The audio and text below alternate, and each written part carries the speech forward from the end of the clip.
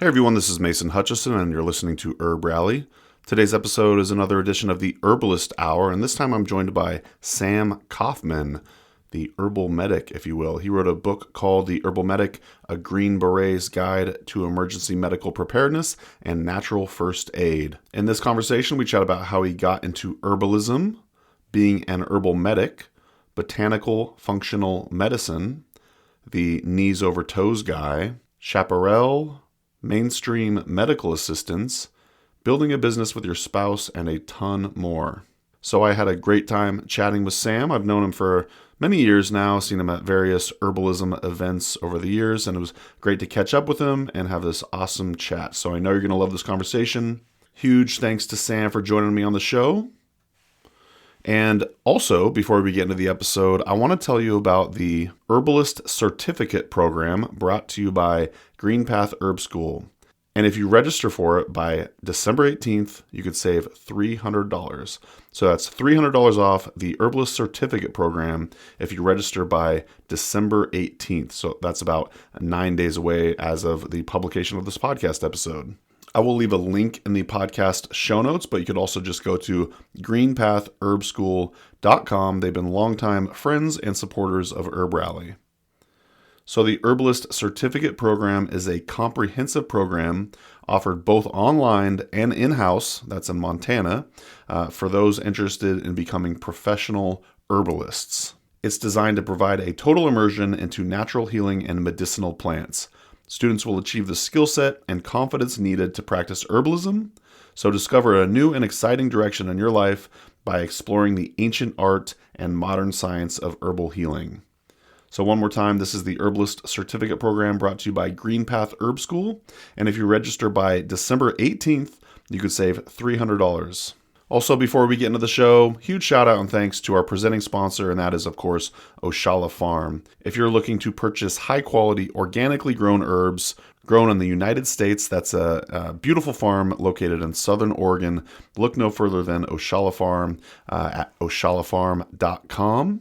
I've been longtime pals with the owners and founders, Elise and Jeff Higley, and I've been to their farm many a time, and it is vibrant and beautiful, as I always mention. And definitely, yeah, if you're looking to purchase medicinal herbs, and they also have other body care products, elixirs, and so on, check them out at Oshala Farm. So thank you, Jeff and Elise, for your support of the Herbalist Hour and Herb Rally in general. Also, shout out and thanks to our Herb Rally Schoolhouse members for your support as well. If you'd like to learn more about the Herb Rally Schoolhouse, simply head to herbrally.com/schoolhouse. Thanks to all of our members. And I'm going to start doing this maybe on the podcast here and there.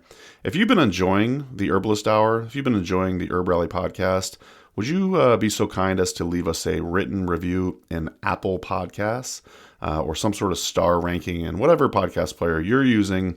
But yeah, it always brings a smile to my face. And if you've been enjoying it, I would really appreciate it as it helps out the discoverability of the show.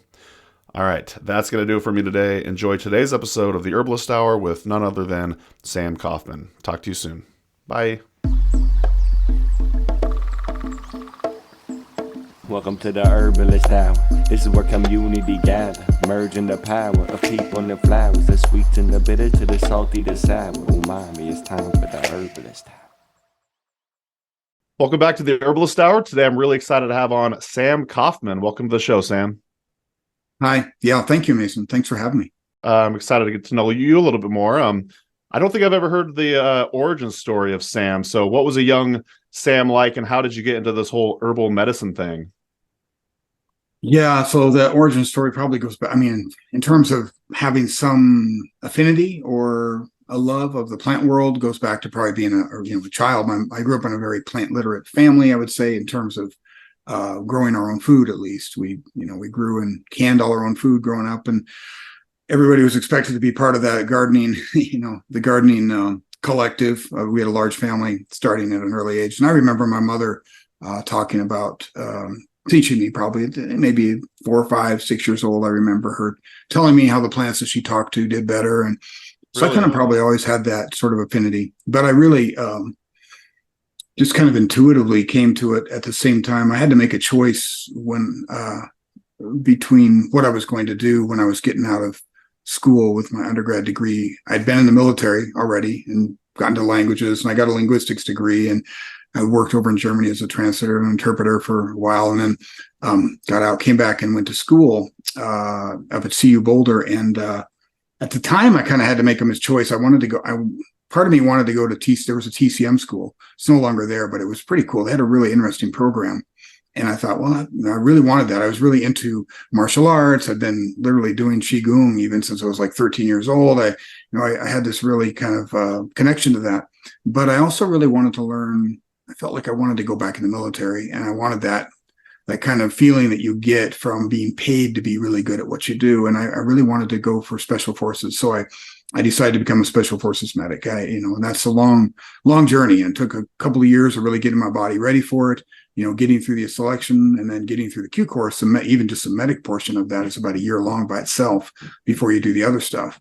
And it's tough. I mean, we started with 83 in that medic portion and ended with 13 of the original people that started. There were people that recycled back into it, but there was only 13 of us that made it through that in one piece unscathed. And even then, at that time, I was already very interested in herbal medicine, kind of from the standpoint of what would you do when there's no higher care. I broke my thumb, an avulsion fracture, right before the hardest part of that course started, which was called Goat Lab or Med Lab, where we're doing the blood is real. It's goats, and they're we're putting them under. They're putting them under with anesthetics and so forth, and then we're doing everything from trauma to long-term care to. You're not allowed to use the word goat. It's your patients, and it's pretty intense for about 4 months. Sleep deprivation, major, and field medic stuff. At the austere medicine, prolonged field care, all of that, and wound care, debridement, a little bit of minor surgery, all that stuff. And so I broke my thumb right before that started. I was out mountain biking in North Carolina, and I had about a week off between the 300, what was then called the 300 F1 and Med Lab. And like a foosh, falling out, stretched hand injury. And I could feel it. I heard it pop, and I was like in denial, but it was a really very prominent avulsion fracture.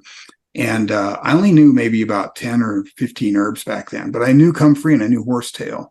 And there was a little shop in town in Fayetteville that it was like a new age shop. And I'd been there already. Like when I first got there, it's like I checked it out, and I knew that they had herbs there, and I suspected they had those. So I went and checked, and they did. I went and x-rayed it. We had our own x-ray down there in Med Lab. And so I could see it. It was very clear, even to my untrained, radiographic eyes. And I went up to the hospital, the doctor there, I had to actually, fill out the paperwork and have it actually treated. And the doctor there, I remember he was a major, and he was like telling me, you need to get this. It's no big deal. You get it pinned. We'll do an open reduction internal fixation. Is what you got to do if you want to ever have a functioning hand again. And it's no problem. We'll give you a medical recycle. You're in the Q course. I understand. We'll bump you back 3 months. You can jump into the class behind you. And I was like, no, I'm not doing this. I had a son at the time I hadn't seen for like a year, and I felt like just a piece of crap of a dad. And so it's like, no, just put a cast on it, and I'll take care of the rest. And he bitched me out. He's like, "You're an idiot. You'll never have your hand strength back. You fool." And he's like, and I just stayed on it. I was like, I want a cast doc. And technically he could have ordered me to do that, because it's a direct, order from an officer. And he's like, just get the hell out of here. If I see you back here, I'm going to give you an Article 15 for this injury. You fine. You take care of it, you idiot. He's like, all you special forces guys are just a bunch of crazy assholes. Get out of here. So I went, he's like, get it casted and get out of here. So I got it casted, and I went back to the barracks, and I cut the cast off and went to town, and I got, got horsetail and comfrey. And I knew something about poulticing then. I'd done this like a naturopath, those old school naturopathic courses, I would never even put this on my resume, but I had an actual naturopathic certification, which was almost embarrassing looking back on it. But I knew something. I'd learned a little bit, so I knew something. And anyway, I poulticed it. So I bought like a pound of each of those two herbs, and I brought them back dried, and I stuffed them under, it was in the barracks on the crappiest part of the base there at that time. And so I stuffed them underneath my locker. I was scared to death they were going to think it was weed. And so I got a bunch of, Ziploc baggies, and we had, of course, unlimited medical supplies. So I had a bunch of, 4x4 gauze So I just would pre-make like, about a dozen or 20 of these little poultices, with 4x4 bandage, and put them in the bag, and then just keep them in my pocket. And then I just wrapped it with ace wrap, and I put the poultice on my thumb. I get it wet. I just go into the bathroom and get it wet with just, water, and put that on my thumb, and then wrap it up with the ace wrap. And I lucked out, and the half the class got trauma to begin with, and half the class got microscopy. So I had like about, I don't know, maybe 3 or 4 weeks that I got a reprieve where I was just using a microscope mostly. I didn't have to do all the stuff you got to do in trauma, which is significant. Like, you do a cricothyroidotomy on a goat like almost every day, and you've really got to have a kung fu grip with your non-cutting hand to grab that trachea and pop it in and get your airway. Amongst many, many other things you need both hands for. And so I had like 4 weeks or so, something like that. And so I went to there, and I kept that wrap on. I changed that out about probably every 2 to 3 hours, Wow. and just let that soak in. And, and I did my own kind of physical therapy with it in the evening, before I'd get my 4 hours of sleep or whatever. But yeah, in 4 weeks, I was ready to go. I mean, I kept it wrapped.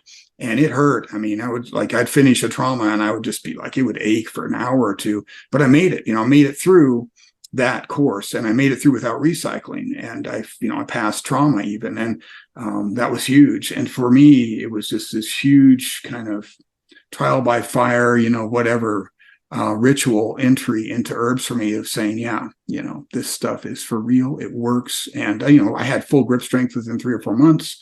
Wow. And, I've never had a problem. So, I have a little bit of calcium deposit there, but never had arthritis. I've never had an issue with it since. So that was, I guess I would say, how I kind of not just came into herbs, but how I really embraced it and realized this is for me. Yeah, herbs really do work, don't they? Did you learn any herbalism in medic training, like traditional medic training? Nothing. No, in fact, and by the time I got onto a team and I was working as a medic in SF, I was using it a lot. And my kids, grew up with nothing but herbs for the most part, unless there was some emergency that we absolutely needed higher care for. And I had teammates all the time coming in wanting herbs for their family. And it's like, on the down low, please, do not, like the medical director, MD he would have flipped out. The shit. Yeah. Yeah, totally.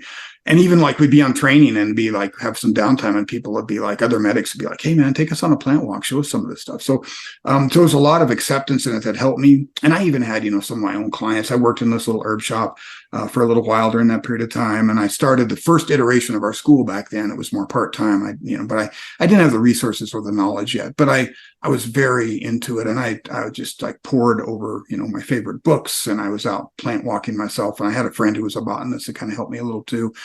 So it was all really, just self-taught and self-experience, and then, family friend. I mean, it's kind of grew that way, family, friends. And then I had my own methodology that I don't like this. I don't like that. This book's great, but this is copy and paste from that book over there. Totally. And so it was really getting the experience that is made. I'm a hands-on kind of learner, I think. And that's what I forced myself to do from the very beginning.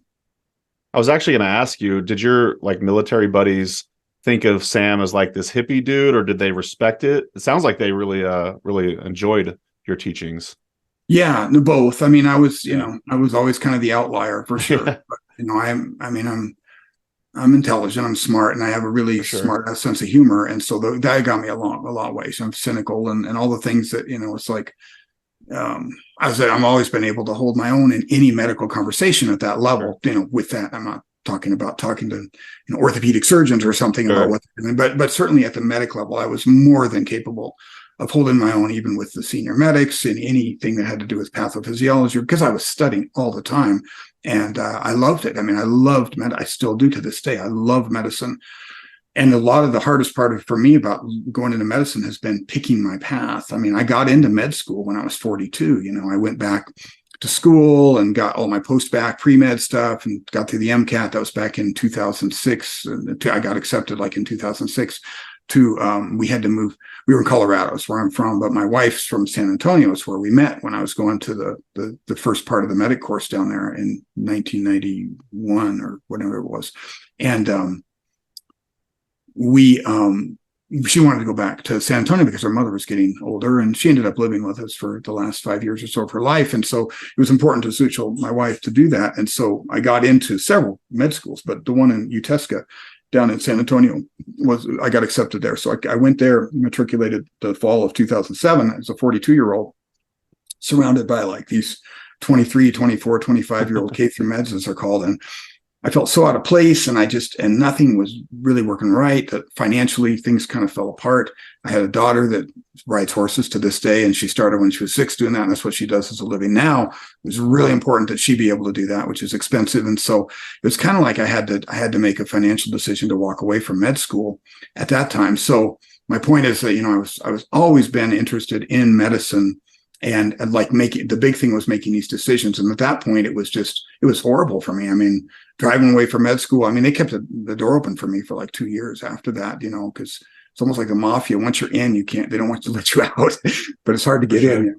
But so I remember driving away and knowing, I just knew, intuitively I wasn't coming back. And man, that was tough for me. I mean, I wept like a baby I'd done so much work to get there, like 3 years working full time, going to school, evenings, getting all my grades up, doing all the stuff I needed to do. I mean, it was a lot of work, and raising a family at the same time. So I was like, what the hell?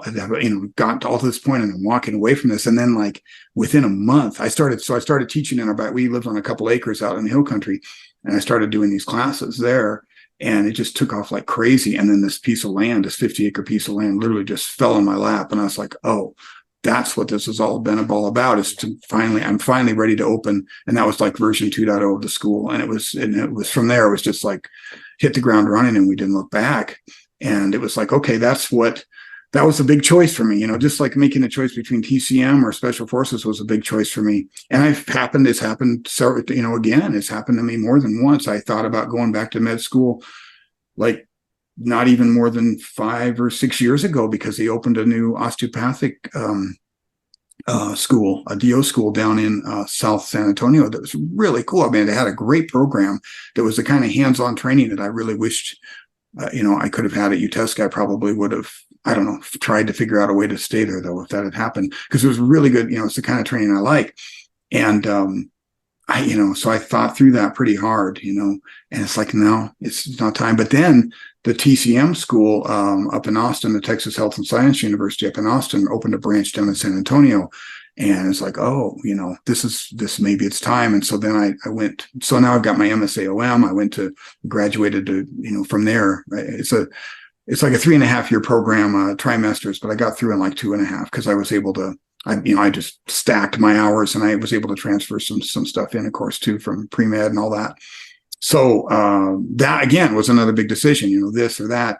And I feel like I'm doing it right now. I made a decision to go back once my wife, who's finishing nursing school right now, getting her RN. She wants to be an NP, but she's just about done with that. And once she's done with that, I think I'm going to go back and get my DAO and my doctorate in acupuncture and oriental medicine, or they're changing it to a DACM, to the verbiage, but it's basically a DAOM, which I think will give me kind of a pinnacle degree in the area of Chinese medicine that allows me there's a lot of things I can do with that I think will be helpful to our school in terms of credibility and credentialing and CEUs and that kind of thing too. So that's part of why I'm doing that. But again, it's like I almost considered going to PA. So it's like, well, there's like an online PA school that I could, do all my clinicals here and set them up and everything through Yale. And I was like, man, that's like, why would I do that? Why would I take 2 years of my life and put them completely on hold with where I'm at with herbalism now, which is a long way. I mean, I'm a whole different human being in terms of what I understand and how I work with herbs than I was even 5 years ago, let alone 10, 15, 20, 30 years ago. I'm in a whole new area now. And doing the MSAOM has just opened up this world to me that's just incredible. I'm working with these complex cases that before I would have just from a Western perspective, just been, I always call it playing whack-a-mole with symptoms and with hormones and stuff, if you're working with endocrine issues or whatever. And now I'm able to literally have these different layers of both Western and TCM approach that are just it's incredible. I'm knocking this stuff out of the ballpark. That's just like, wow, I never could have done this 5 years ago as a clinician, and now I can. And so why would I put all that on hold to go get a Western medical degree just for some sort of credentialing that I'm never going to use? I would never in a million years be comfortable going and working in a clinic again. I mean, I did that stuff when I was a medic, of course, in true medical clinics and hospitals and ERs and stuff. And it was great then. It gave me a lot of good experience, mostly ER type experience, and just working, with the Western medical system and knowing, lab work and all that stuff. But where my heart's, I just can't even imagine, to me, the value of that. It's like, it would be like throwing away, this rich kind of just depth in what I'm doing with herbs right now that I never would have imagined I'd be able to do. And of course, I always get the most complicated people that have been kicked around by the allopathic system for like a decade, and just they're ready to try anything. They're ready to do it, So that's usually the typical patient that I usually have. And I probably, I don't know, I probably have like an 80% success rate. And it's incredible to be able to work with that kind of thing, and to be at the level of medicine making that I'm at now. I really, it's like these decisions of making, that like it becomes easier and easier to say, look, take a really honest look at who you are and why you're working with plant medicine and what that means to you in your life and your connection to the planet and all of the things that it means to me, and acknowledge it instead of, running back to, allopathic medicine for more credentialing or more credibility, which is, it carries something with it, but it's not, it's definitely just not who I am. And I think I'm old enough now to where I've kind of grown into my skin and become comfortable with that, Just a quick break from the show to thank our presenting sponsor, Oshala Farm. Oshala Farm is a beautiful and vibrant certified organic herb farm based in Southern Oregon, where they grow and sell over 80 different plant species. The founders, Elise and Jeff Higley, have been longtime friends, so I highly trust their growing methods and ethics. You'll love the potency and vibrancy of all the herbs they have to offer. To learn more and purchase their herbs and other organic goods, head to oshalafarm.com. So thanks once again to Oshala Farm for sponsoring the Herbalist Hour. Now back to the show. Enjoy. Well, constant learning does seem to be a theme in your life, and it sounds like you're back in acupuncture school currently. So it's kind of like a full circle moment for you. You're going back to the Eastern medicine. Why did you decide to become registered as an acupuncturist? Well, a couple of reasons. One is, first of all, it's the closest thing to being licensed as an herbalist, depending on what state you live in, that you can possibly get in the U.S. Unfortunately, I think that we need licensing for herbalists personally, but I know that probably upsets a lot of people. But I just see too many people, that, in my opinion, have no place really working medicine. Herbal medicine isn't, herbs and in that regard, it's medicine. It's herbal medicine. 50% of that phrase is medicine, and it's really 100% of it is medicine. And so you have to have the ability and the responsibility, and to look at yourself critically and look at what you know critically. And we also need herbalists really need to be able to be translators with the Western allopathic world. Integrative medicine is becoming more and more a standard. I've been working with a functional medicine doctor. She's one of our faculty, Kylie Helm, MD, we've done incredible work together, and we try to work together on a consistent basis, sharing patients, working back and forth. Another MD, Steve Pearson, who also used to be a Greenberry medic and then got into medicine about 40 years ago, went to med school. And so he's been a rural doc up in Utah, and he and I developed this austere program, the austere medicine program, where it's all about integrating these worlds of medicine, of herbal medicine, and now whether Western or TCM both, and allopathic care in a prolonged field care situation where there may not be any higher care at all. That's the whole goal of that whole program, the austere medicine program. And it's fantastic. I mean, the things that we've been able to work with together. So my point is that I feel like my role has been sort of, I got into the military first because of languages, right? I was really into language when I was in high school, Latin, Spanish, and Russian and stuff.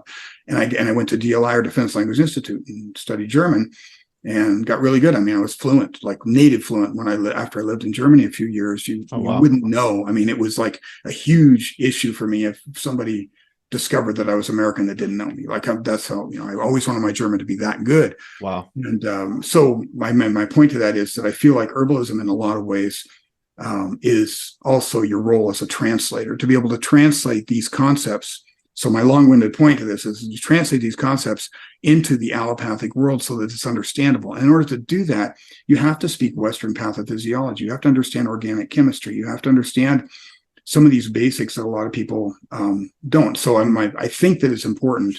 Like if I were to run how herbalism works in this country, I would require everybody's got to do similar to what you do for pre-med. You know, you need some chemistry, you need some biology, you need some biochem, you need some organic chem. And then from there, you know, then go ahead and come in, and then you need the clinical experience, and you need, after you've learned all the didactic, you need the clinical stuff. And that way, when you're done, you can go and you can work with a doctor, and you can say, and you can translate back and forth. And now that I'm going to go back to school, probably in the fall or in the summer, to get a DAOM, that's what they're all about, is integrative medicine. That's like, got news for you. I've been doing this for 15 years, but this is great that now there's actually, I can get a degree for this, and I can do a paper and a, capstone project and all of that, and actually, be very legit about this. And, because I've been working with people that have, for instance, let's say Hashis, like thyroiditis, and being able to literally see that the approach that I'm working with, which isn't your typical approach using herbs, it's different. The administration routes are different. The herbs are different. And that we can literally turn around and look at the blood test, Kyla, and I can say, wow, in 3 weeks, we've changed their TSH, or in 4 weeks, whatever, and see that, and I've done that. We've done that with so many different illnesses, chronic illnesses, and so forth. So that integrative work, I think, is absolutely crucial to the foundations of furthering where herbalism is. It literally dropped off the radar after the Flexner reports over a century ago. And I think there was a pharmaceutical smokescreen that kept us from trusting and understanding what herbalism was for almost a century. And then there was kind of a renaissance and a revitalization through the 60s, and a huge woo cycle that, didn't really help the herbal cause. It just plain doesn't help for us to be woo. And I'm saying I'm a tree hugging, earth loving, I love the planet. And I'm all about it, I commune with the planet. I commune with plants. I talk to them. They're very much a part of who I am. But you cannot go, into a situation with severe, acute issues or severe chronic issues and not understand what those are. And everybody says, well, red flags, you got to understand red flags. You do. The question is, to what depth do you understand it? Because the deeper you understand those red flags, the more you realize where you can work and where you can't in little details that really make a difference. I mean, I've worked with C. diff with doctors that were ready to put the patient under the knife, where it's like, talk them into 1 more week. I know you've done everything else. You've done all the antibiotics you can possibly do. You've done the fecal, transplant stuff. Now it's down to actually a gut resection, surgery. Give me a week, with my, biofilm inhibitors and the gut and the stuff that I'm going to work with. And I've had 3 cases that have turned around, literally, not all of them at exactly the same spot, but one of them that was literally a few days, a week away from the doorstep of surgery. And docs that come around and say, I don't know what you're doing, but it's working. So keep doing it, So that's what we need in herbalism, because we need herbalism to become a standard that's just a daily standard. And of course, the nutraceutical industry and everything has helped all that happen. This is nothing like 30 years ago, when you had to look over your shoulder about anything you were doing clinically. You didn't know when the FDA or the cops or whoever was going to come knocking. So it was a totally different environment now. And that's because of the $1 billion nutraceutical industry has been a huge part of that. The cat's out of the bag now. It's not going back in. But now I think it's time for herbalism to kind of come out of that 100-year smokescreen of pharmaceutical medicine that it created, and understand Western concepts, understand pathophysiology and physiology, and from a Western perspective. And now for me, the TCM piece, that's like, oh my God, it fits in here and here and here, and even using Western herbs here and here.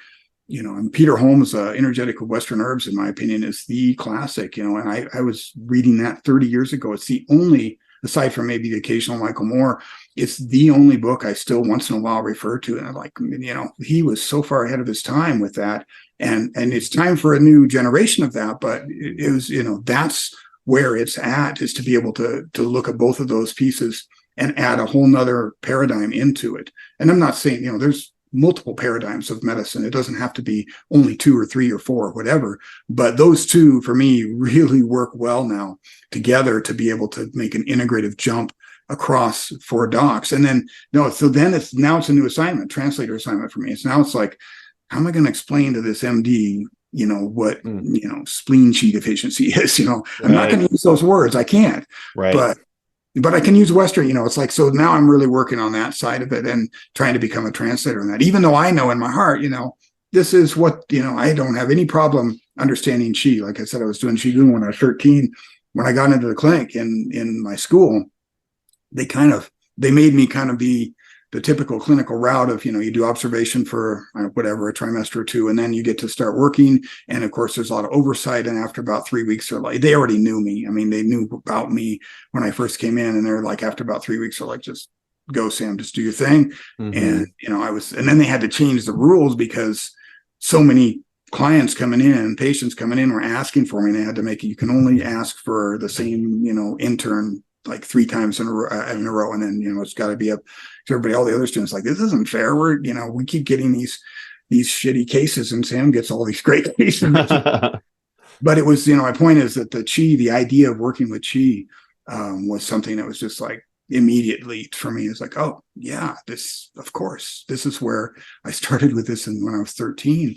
And I understand. I mean, honestly, Qigong got me through the Q course in the special forces, like getting up every morning, even if I couldn't, even if I only had like 3 hours of sleep and there was no way I was going to get up early or anything, I would just lie there and just do a certain number of breaths, every day. And when I could, I'd go out and do some Qigong in the woods or whatever. Just nobody ever knew this about me. But I think that this got me through uninjured through assessment selection. It got me uninjured through a lot of the stuff. And even with the thumb injury, maybe it played a role along with the herbs. I don't know. But those are things that I think are truths that sometimes you find even early in life. And then you come back to later and like, I was on the right track there. Why did I deflect myself for so long? You mentioned healing your thumb, and I was going to ask you this later on. I was going to call this a selfish question of mine, but I tore my meniscus playing basketball. I'm just kind of curious if you have, I've been staying off it for the most part, but over time I've amped up my activity level, and it feels like it's getting stronger, at least my general knee area. Do you have any recommendations on how I could help heal my knee? Yeah, meniscus is tough, right? Because we can't get anything into there, especially the deeper it is in there, the harder it is to get circulation, and all that circulatory, the synovial fluid is all coming through the bone. So how do you do that? And I'll tell you the best thing that I know of, because I've had one surgical meniscus. I'm a black belt in Brazilian Jiu-Jitsu, and so my knees, as much as I tore them up in the Army with jumping and rucks, having weight on my back, nothing really compared to tearing it up on the mats in Brazilian Jiu-Jitsu. So I had one tear that got repaired, and then I have another one that's torn. And I think it's the same spot actually that tore. I think the surgery actually weakened it a little. And so anyway, what changed all that for me first for running was barefoot running. I got into that, and so that meant I could run again. And that was like 25 years ago. And then more recently was the whole knees over toes. Oh, I follow that guy. Yep. Yeah. So I've been doing a lot of backwards walking and that's it. Deep stretches and stuff like that. I do the reverse calf raises and stuff like that. I don't know if it's calf raise per se, but yeah. So I'm definitely doing a lot of that. So any herbal protocol? Do you think comfrey or something could help, or? I don't know. I mean, it hasn't done it to me. I've tried that.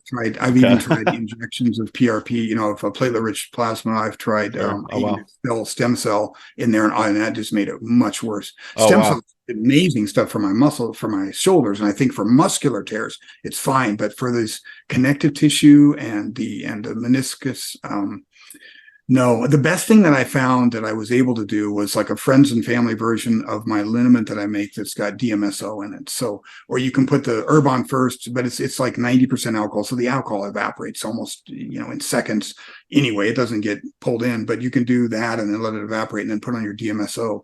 So like 99.9% pure, DMSO, and you get the stuff that's got less of the, whatever it's called. The garlic smell is the ethylene, whatever it's called.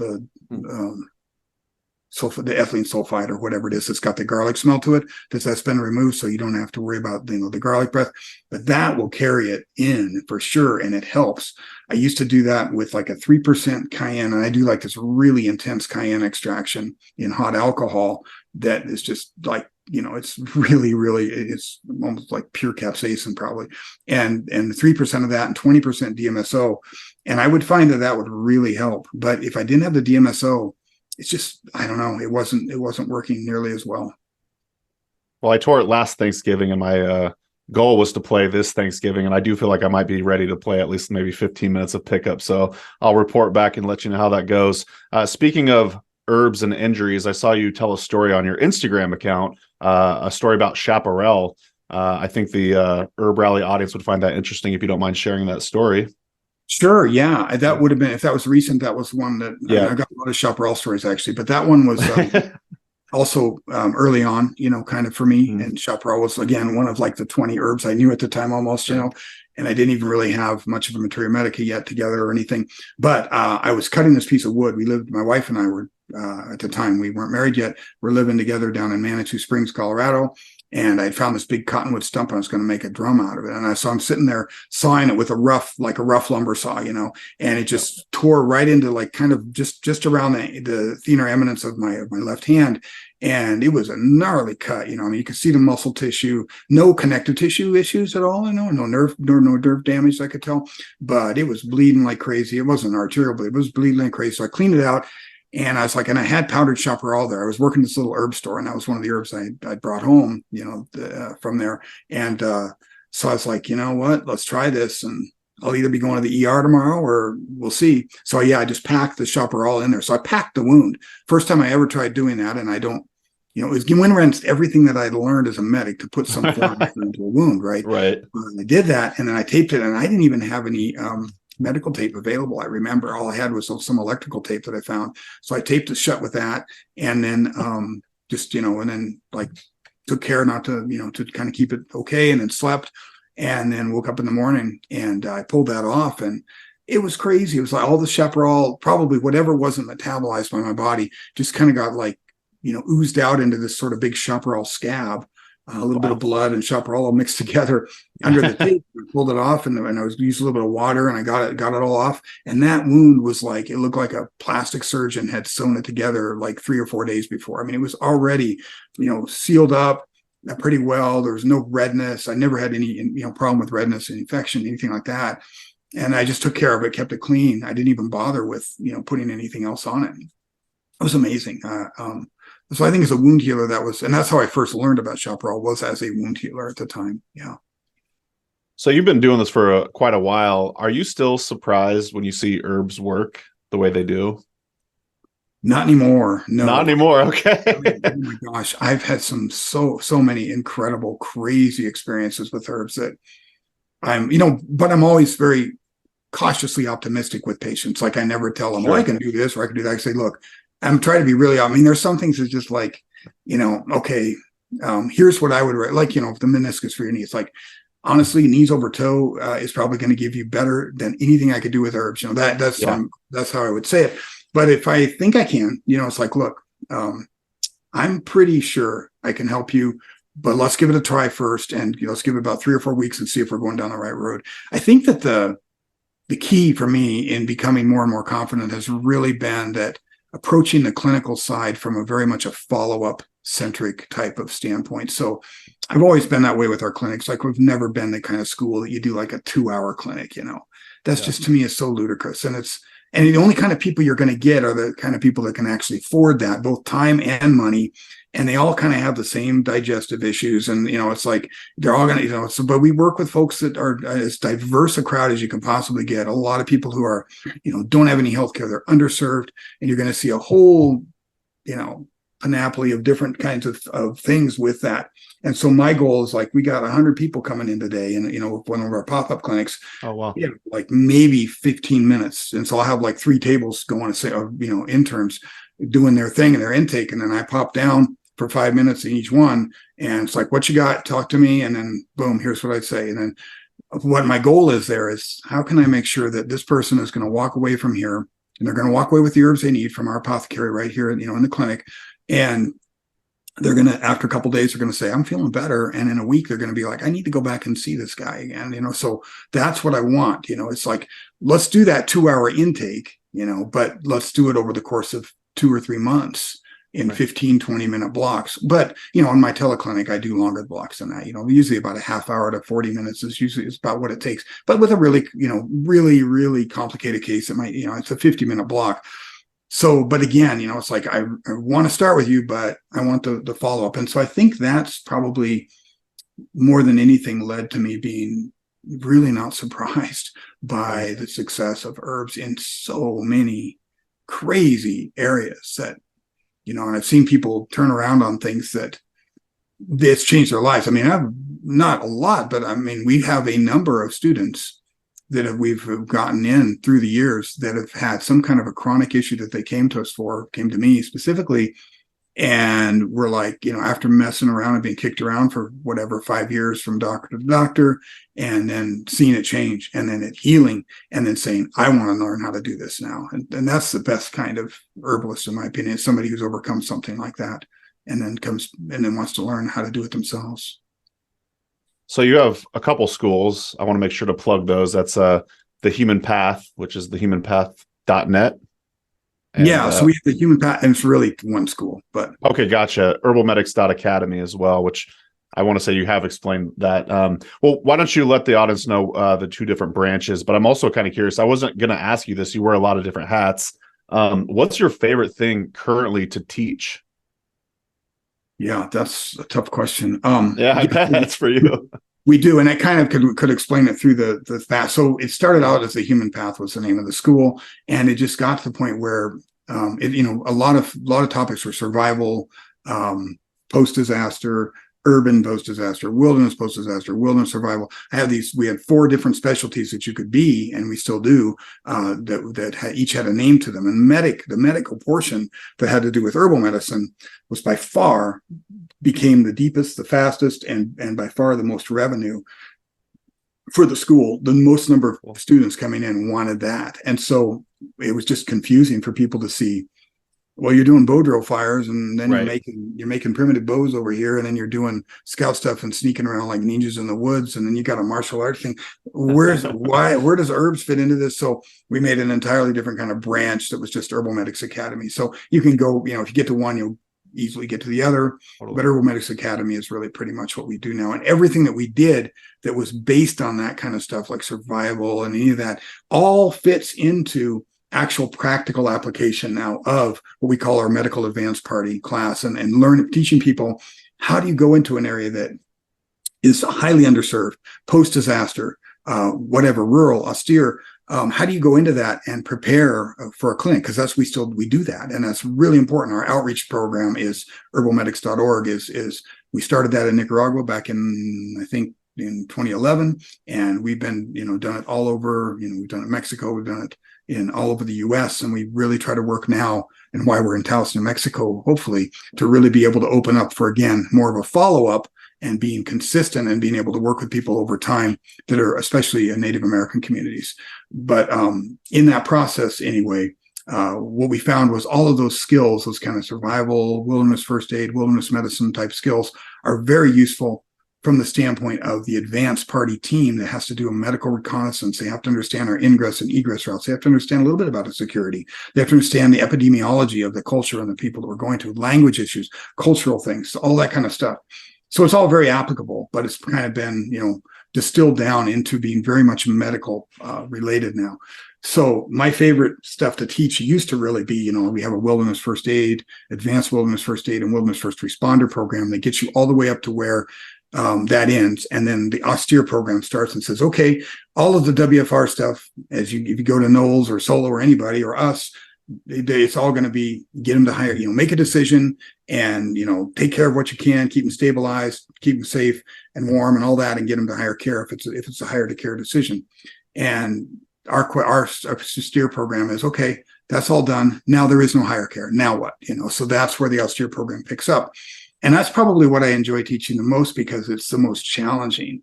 How do you do all of these things we're talking about, and keep a clean environment? How do you make medicine in the field? How do you make activated charcoal in the field? How do you work with these, how do you put up a clinic and figure out how that's going to happen, if it's going to be, say, a medical clinic that might be there for an indeterminate amount of time? How do you make sure that you've got the radio coverage you need? Ham radio is a big part of that. And so all of these things are, in my opinion, are still the basics that I think I love maybe the most.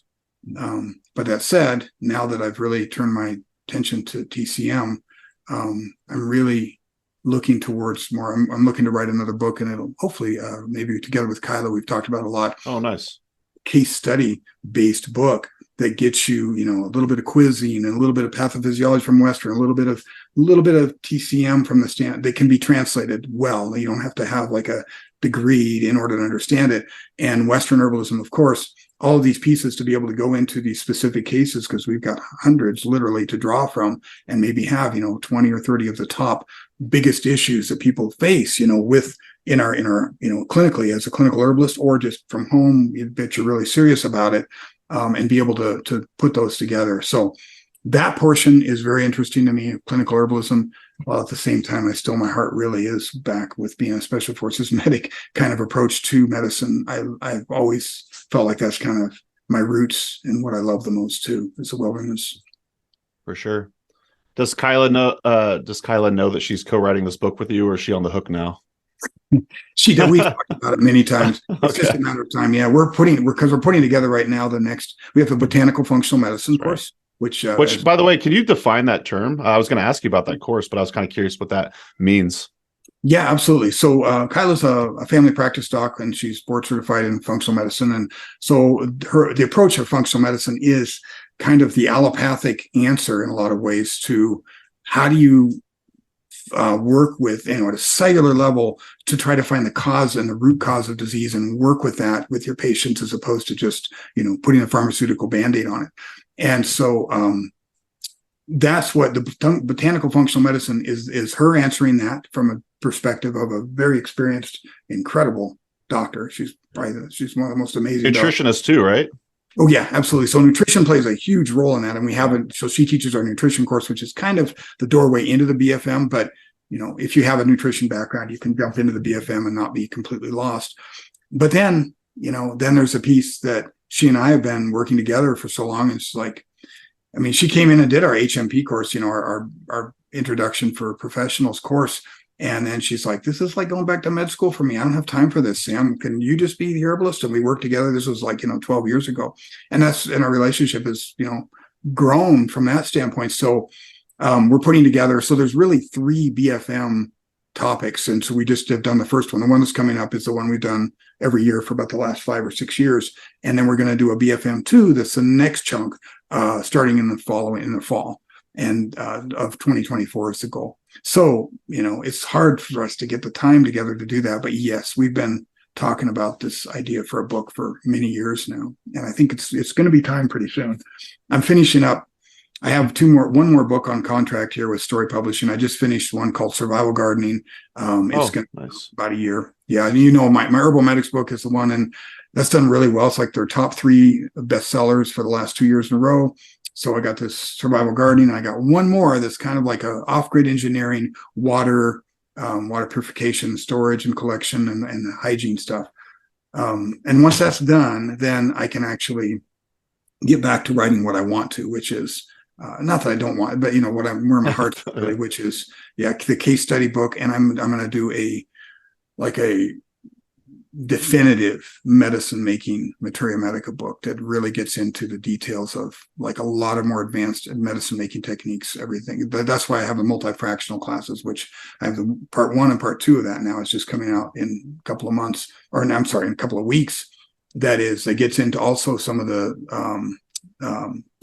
Chinese, the TCM, the things that come to us from Chinese medicine making, but looking at them as a start, and then finishing up with some of the different Western stuff. So as we use different solvents and different approaches and different ways of using heat, and how we do that and put everything together. So I'd like to have a book that's really definitive on that, and has a really definitive reference for people to say, hey, what percentage should I use for this yarrow? Is a maceration tincture fresh going to be different from a dried perk tincture? And how about if I go to this multi-frac thing, what's that going to do? To be able to look it up and say, here's what I've found and here's what I would recommend. And if you're going to do a multi-frac, let's do water first and do alcohol second. And it should be these percentages of each of your different solvents in there and so forth. It's just like a lookup chart, along with, a little short explanation as to why and some of the different constituent theory around these as well. So I know that's a big book coming, at some point too, it's probably a few years out at least. Well, and congrats on the success of Herbal Medic. I saw someone post about that recently. I also saw that it's on audio.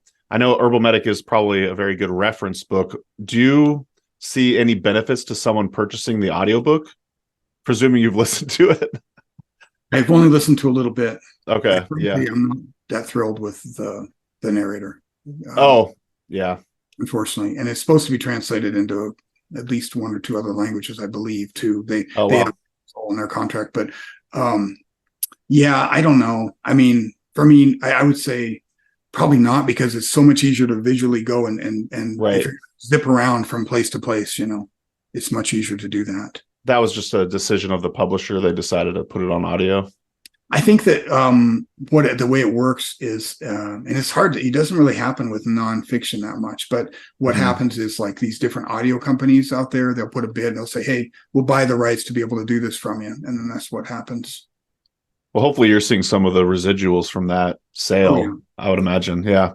I want to be sure to get this guest question. So I put it out to the Herb Rally audience on the newsletter. Someone got back to me. So this is from Debbie McSweeney. And they ask, as an herbalist and teacher, I'm seeing more people shying away from wanting any mainstream medical assistance in serious situations. They ask for herbal help, but I often feel it is serious enough that they need emergency assistance. What do you do in situations like that? Thank you. Yeah, that's a great question. And it's the eternal question, I think, that every herbalist needs to ask themselves. So a lot of it has to do, again, with your recognition of that. So how good are you at recognizing this? And do you have experience with working for that? I've probably worked with strep throat, for instance, I don't know, 20, 30 times with people that refused higher care, didn't want higher care. And so that's a good example. What I would do from the very beginning is, like, this needs higher care. You need antibiotics. This isn't a joke, eventually your body you'll think it goes away, but this is a really serious, a lifetime issue that you could be dealing with. And then them saying, yeah, but like, for instance, this one woman is just like, first of all, didn't have health care insurance, couldn't afford it at all, and did not trust it. Some really serious issues that had happened to her to make her lack of trust pretty strong with the allopathic world. Anyway, my response was, okay, look, I'm going to start. And we had caught it early, fortunately. It was like, first couple of days. I said, if you aren't turning around if your symptoms do not turn around in 24 hours, I mean, like, significantly turn around in the next 24 hours, then I'll drive you there myself, but you've got to go, Yeah. That's one way. Absolutely. So you and Suchel have been co-owners of this business for quite some time, from what I can tell. I'm just kind of curious, another selfish question for me. Do you have any advice on growing a business with your spouse? Yeah, it's an undertaking for sure. I think that I joke about this all the time. When I first met Suchel, she was waiting tables at this little kind of a bar and grill where I would stop. I didn't have a car that I was living on post in the beginning of the Special Forces Medic course. It was called the 300F1 in San Antonio at the time. Not anymore, but at the time it was on Fort Sam Houston. And I would bike over to this little university, this little private university, Trinity University, to use the library because it was quiet there and I could study.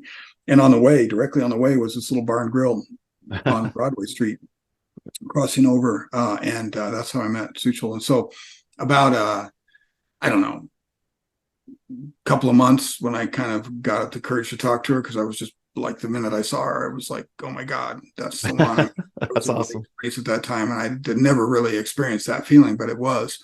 And so I asked her on a date to, like, just go a bike ride. I don't know if you call it a date, but let's go on a bike ride. So we went down to this little place and for lunch kind of thing, and I just, like, vomited out all of my ideas about what this school was. And this was when I was still like 27, so it was about 1990. Wow. And so, yeah, I mean, it was all in my head. I knew what I wanted to do even then. And I just like, that was our entire lunch, was just me talking about like, here's all the pieces to it and here's how it would fit together. And then I got back and I was like, oh my God, that was pretty stupid. She probably will never want to talk to me again. Anyway, that was kind of, I guess, what's the word? You know, it was sort of a little bit of a shadowing of what foreshadowing. But then the point where I was able to really do it when it started in San Antonio, she was working her own, working as well.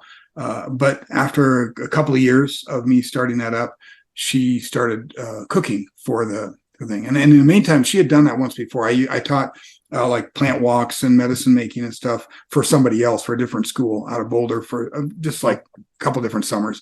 And she cooked for those, and so she felt really comfortable with that. She's a great cook. And so she came down to this property, and we didn't even have an indoor kitchen. It was all outdoor kitchen, just basically canopies and tents and stuff back then, and did that work. That was like thankless work. And then over time, just like over the next couple of years, started to really become more a part of it. And then it just, to the point where we both just jumped into a full time, to where we were putting in, we probably each put in 70 to 80 hours a week for Wow. 365 days a year for the first 5 or 6 years. Wow. People say, "Oh, you start your own business. You got to work the first couple of years." Like we worked the first decade that way almost. It took that much time to get the momentum on something like this. It's so different. It's it's just a different thing. It's its own niche that we kind of created. So there's been, I think, some real ups and downs in that for us, mainly because of the amount of time. It was like we always joked about it being our little, kind of like our special needs child or something that we had to, nurse and nurse along and make it grow and all that. And it took everything, so it took away from our relationship as well. Yeah, I think, so we weren't probably communicating. We definitely weren't. So we went through some definite dips in that because of the fact that we weren't able to spend that time. And we didn't even realize that. That's the problem, I think, is when you're working as kind of a power couple and doing something like that, you don't even realize how much time you're not spending actually together, but you're working.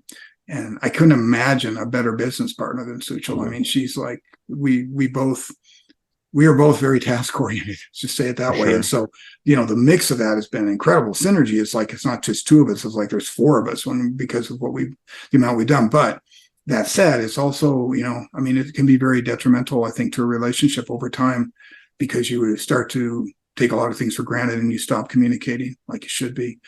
That's probably. Yeah, your conversations all revolve around what the next project is and whatnot. Always, what's going on today? What are we going to get done? We just, we got some upset students about this. We got some people that wrote these amazing, testimonials and emails about this, and this program's doing great. This one's not so good. We got an instructor over here we're going to have to talk to. Those kinds of things. All just, you're doing everything. You're wearing every single hat. When it's a small business like that, and it's still a small business, although. We have the store as well. We have our apothecary that used to be a formulary for like docs and NPs that wanted to be able to buy my formulas, and it became kind of a public facing store. So it's herbalfirstaidgear.com. And that's nice. Incredibly well as well over the time. I'll include a link in the show notes. I didn't realize you had that store as well. Yes. What prompted the move from San Antonio to Taos? Suchel's mother passed, and then we didn't really have anything else holding us in San Antonio, and I really wanted to get back to the mountains. And so it was like Colorado or New Mexico, northern New Mexico. This is the same, the Sangre de Cristo range here that we're living in now. It's the same range that I spent a lot of time on around in the Colorado side, on the wet valley side of it. And so I love this range. I love, everything about being back at altitude in the mountains. And it was, kind of came down. We did a whole bunch of kind of recon trips, thought a lot, like we're going to move somewhere, but we don't know where. We thought about Oregon, thought even about Northern California, thought about, the Southwest, of course, is kind of where my heart's always been. And so it came down to really, after you go through Taos a few times, it's like, this is kind of like an Adobe version of what Manitou Springs used to be when we lived there. And we loved that so much. So that's where we ended up here. And it's a destination location, a lot better, a lot more so than San Antonio is. So it's a lot easier to get students to come out for Oh, our nice. hands-on stuff that we do here, because it's like, yeah, I can hang out and they can camp on the property here, or they can get a Airbnb or whatever they want, and then at night or in the evening after class they can go down and hang out in town, and there's just so much to do and see, and mountain biking trails, whatever they want. And we back on national forest here too. We're in the mountains here, and so our property is a really special piece of property too. I'll have to check it out someday. And in Oregon, were you looking at like say Eastern Oregon where it's more dry? No, more kind of western and in the Oh more wow. areas down, like just like one side or the other of the coastal range there, kind of Yeah. in in that area. As you start to get down in some of those areas are really beautiful and so fertile if you wanted to Did you grow. know that I'm an Oregonian, or I'm from Nope. Oregon? Yeah. I grew Kidding. up in Eugene, Oregon, so I spent the first 38 years of my life there. I live in Wisconsin now. But yeah, I'm a Oregonian through and through for sure. Couple Technically, I more mean, my what's family, that? well, so technically our family comes from Eastern Oregon, from Milton Freewater Oh and wow. that area in Walla Walla, Okay. so that's kind of where all of our original families from. And then I've got Gotcha. my son went to Eugene, to U of O. U of O, and Yeah. I have Wow. one brother at south of Corvallis, and my Okay. sister on Beaverton. So yeah, Oregon is kind of home for some of my You're family too. familiar with it. Got it. Do you have any advice for the aspiring herbal entrepreneur? You seem like a great person to ask. Yeah, pick what you're good at, I think, Point. pick what, and find a niche that nobody else is really doing in that. So you don't have to sit and try to, compete with the 2,000 people making elder syrup every year. So find something that you really your heart's at. I think plant medicine is non-linear. I mean, you really have to approach it from the heart and from the intuition. And the more you use your intuition, the better you get at it. So I would say trust that, and then don't be afraid to put the work in, once you've figured out what that is. Such a great answer. You mentioned knees over toes guy, which I'll leave a link to that in the show notes as well. He's got a great YouTube channel. Do you have any other recommendations on how someone could get started with, say, functional fitness? Oh, wow. That's a good one. That's near and dear to my heart, as well. I was just typing in the store link there for you. Oh, thank you. Yeah. So the risk of sounding like an old boomer or something, I was doing functional fitness before it was cool, Totally. And barefoot running too. Yeah. Oh man, barefoot running, and that saved my life. I'm all about that life too. Barefoot running. Yeah, good for you. Yep. Yeah. Yeah, my knees were so shot after the military, and I just couldn't even run like more than a couple of miles without pain. And then I picked up that book. It's called Chi Running, way back when it came out. That was like back in the early 2000s, I think. Sounds about And when I decided to go to med school, I took a job downtown Denver, and then so I could go to school across the street nights at the Beret campus. And we lived in Lakewood up around like Wadsworth and Colfax. So it was like there was a green belt. Now it's all the what do you call it, the train line there. But at the time it was just this like kind of a green belt that went all the way down on the old train tracks. So I literally walked like 6.1. It was like exactly 10K down and 10K back. And I did all my studying for my MCAT, for my everything by flashcards and recordings and stuff down and back. And it was that, and running and walking, barefoot running, teaching myself kind of how to run forefoot running better, and getting, of course, back then they didn't have barefoot shoes, but finding shoes that were sort of like that, that really saved my knees then. I think military functional fitness has always been a part of my life since I went into special forces, where you had to be able to swim, you had to be able to run, you had to be able to even bike, you had to be able to understand how to climb ropes, you had to be able to do obstacles, you had to be able to shoot, you had to be able to shoot under stress, and when you're like completely winded, you had to be able to carry 70 to 100 pounds on your back.